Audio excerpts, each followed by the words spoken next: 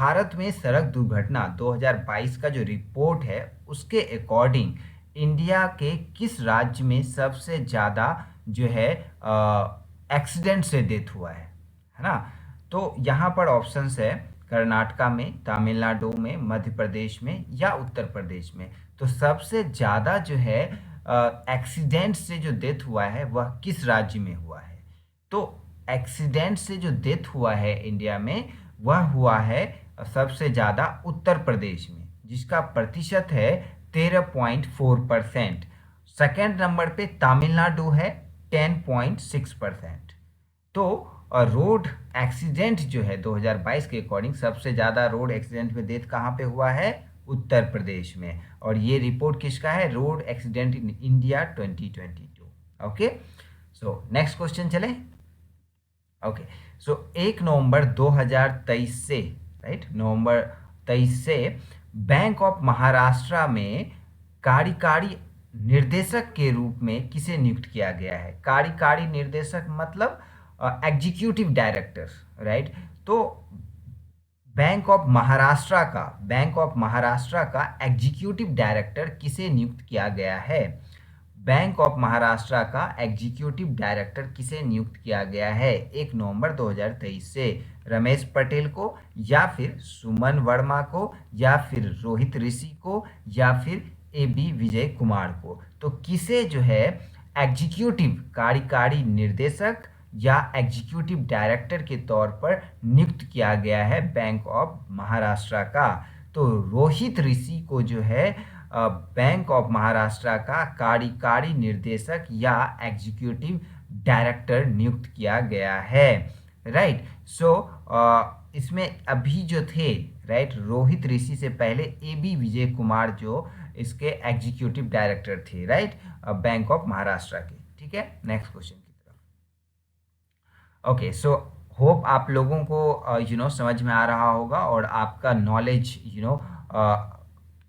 बढ़ रहा होगा, ओके, करंट अफेयर्स के एरिया में। सो गुजरात के किस शहर के नाम सबसे पहले भारतीय नौसेना के युद्धपोत, तो भारतीय नौसेना जो इंडियन नेवी का जो शिप होता है, राइट, तो युद्धपोत जिसको हम कहते हैं, तो उस युद्धपोत का किस शहर के नाम पर नाम रखा गया है।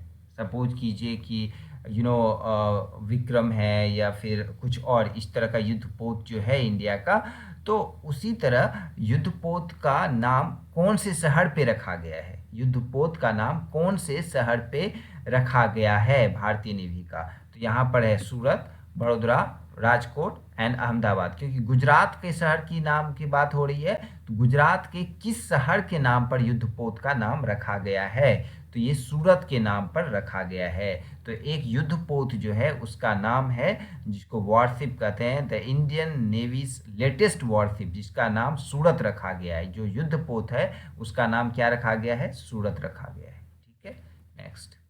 कौन सा क्रिकेटर अंतर्राष्ट्रीय क्रिकेट मैच में टाइम्स आउट होने वाला पहला खिलाड़ी बन गया। तो अब यहाँ पर ये सवाल उठता है गाइस कि कौन सा क्रिकेटर अंतर्राष्ट्रीय क्रिकेट में टाइम्स आउट होने वाला। तो टाइम्स आउट होता क्या है क्रिकेट में, है ना। तो ये क्योंकि पहली बार हुआ है, तो अभी ये बांग्लादेश और श्रीलंका का मैच हो रहा था, जिसमें कि बांग्लादेश 3 विकेट से मैच जीत गया।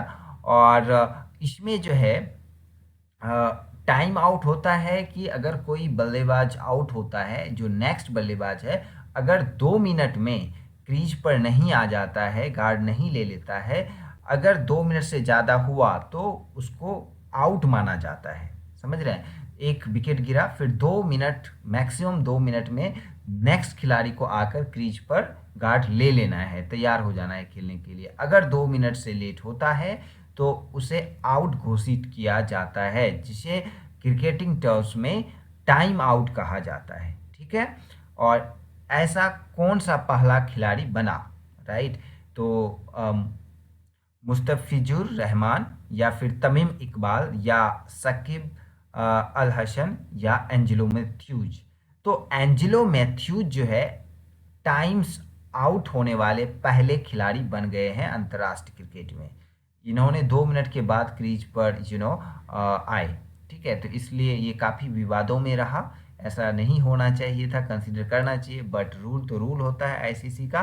तो 2 मिनट से ज़्यादा लगाया इन्होंने और इनको टाइम आउट घोषित कर दिया गया। ये बिना खेले ही आउट हो गए, एंजेलो मैथ्यूज। ठीक है, नेक्स्ट, किस भारतीय कंपनी ने लगभग 148 करोड़ रुपए में मार्केटर पेट्रोलियम का अधिग्रहण किया? तो मार्केटर पेट्रोलियम जो है, ये एक अभी इसका केस चल रहा था एनसीएलटी में, राइट। ये कंपनी दिवालिया घोषित हो गई थी। जो कर्जा लिया था इस कंपनी ने, वह जो है कर्जा लौटा नहीं पा रही थी, तो उन्होंने केस किया और ये केस जो है एनसीएलटी में चल रहा था। तो इस कंपनी को फाइनली बेचना पड़ा। तो मार्केटर पेट्रोलियम को किसने अधिग्रहण किया 148 करोड़ रुपए में? तो यहाँ पे ऑप्शन है Infosys, in Indian oil corporation, Tata consultancy services and Reliance industries. तो यहाँ पर आप देखेंगे ऑटोमेटिकली याद हो जाएगा आपको, पेट्रोलियम से रिलेटेड है तो इन्फोसिस तो आईटी से रिलेटेड है, टीसीएस जो है ये भी आईटी से रिलेटेड है, रिलायंस इंडस्ट्रीज तो ये भी मल्टी सर्विस से रिलेटेड है। तो आईओसीएल जो है इंडियन ऑयल कॉरपोरेशन, ये ऑयल से रिलेटेड है। तो मार्केटर पेट्रोलियम किसने खरीदा? इंडियन ऑयल कॉरपोरेशन ने 148 करोड़ में खरीदा। नेक्स्ट, भारतीय जूनियर पुरुष हॉकी टीम ने सुल्तान जौहर कप 2023 में कौन सा पदक हासिल किया? जैसे कि आईसीसी होता है, एशिया कप होता है, उसी तरह जो है हॉकी में भी डिफरेंट डिफरेंट टूर्नामेंट्स होते हैं, जैसे कि सुल्तान जौहर कप, राइट।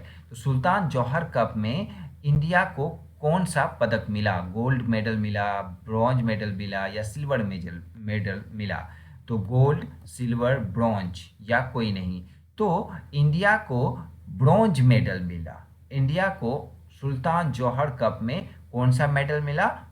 ब्रॉन्ज मेडल मिला। और ये भारतीय जूनियर पुरुष हॉकी टीम को, भारतीय जूनियर पुरुष हॉकी टीम को कौन सा मेडल मिला? Bronze medal. और ये पाकिस्तान को हराकर इन्होंने हासिल किया। ठीक है, नेक्स्ट, प्रधानमंत्री मोदी ने प्रधानमंत्री गरीब कल्याण योजना, एक जो स्कीम है सेंट्रल गवर्नमेंट का जिसका नाम है प्रधानमंत्री गरीब कल्याण अन्न योजना, को कितने वर्षों के लिए बढ़ा दिया है?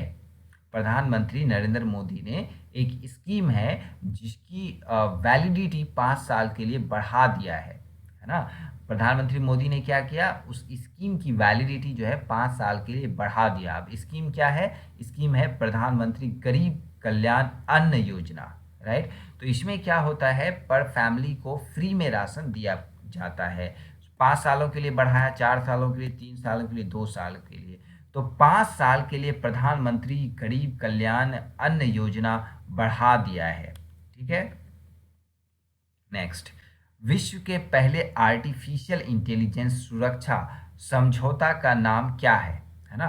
तो एक जो है एग्रीमेंट हुआ है अभी, और यह एग्रीमेंट किससे रिलेटेड है? ये एग्रीमेंट जो है आर्टिफिशियल इंटेलिजेंस सुरक्षा से रिलेटेड है, आर्टिफिशियल इंटेलिजेंस सेफ्टी से रिलेटेड है यह समझौता। तो इस समझौता को किस नाम से जाना जाता है?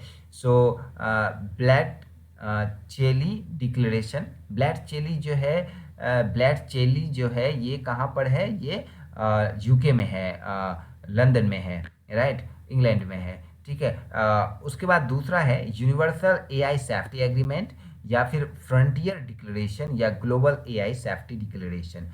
जो आर्टिफिशियल इंटेलिजेंस सुरक्षा समझौता हुआ, वह हुआ ब्लैक चेली में, ब्लैक चेली में। इसलिए इस समझौता का नाम, आर्टिफिशियल इंटेलिजेंस समझौता का नाम क्या पड़ा? Black cherry declaration. ये कहाँ पर है? यूके में, इंग्लैंड में। ठीक है, यूनाइटेड किंगडम जिसको हम यूके कहते हैं। और यह जो है 28 कंट्री इसमें शामिल हुए और एक यूरोपियन यूनियन शामिल हुआ, और यह 1 नवंबर 2023 को हुआ। ठीक है, next, Swiss group IQ air ने, है ना, एक जैसे कि रेटिंग एजेंसी होती है, उसी तरह इन्वायरमेंट के काम करने के लिए एक एजेंसी है जिसका नाम है स्विस ग्रुप। और IQ एयर के आंकड़ों के अनुसार भारत का कौन सा शहर दुनिया के सबसे प्रदूषित शहरों की सूची में शीर्ष पर है?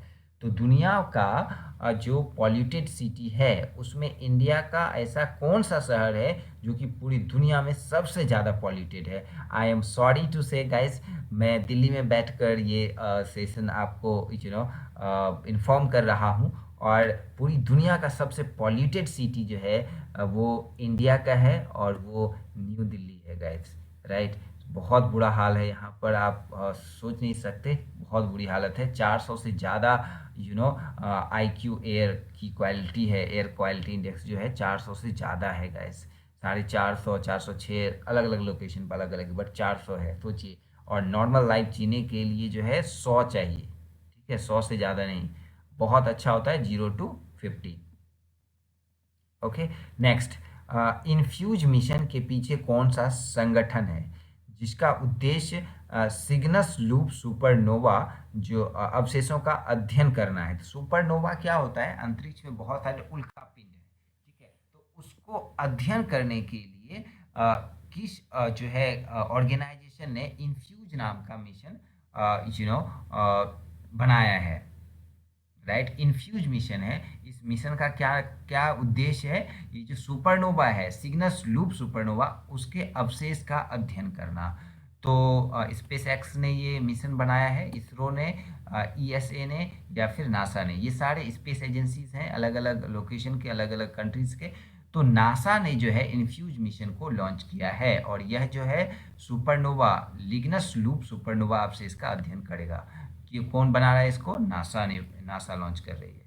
So thank you so much, hope आपको इन्फॉर्मेटिव लगा होगा। Please share with your friends and don't forget to subscribe. मिलते हैं कल। Thank you.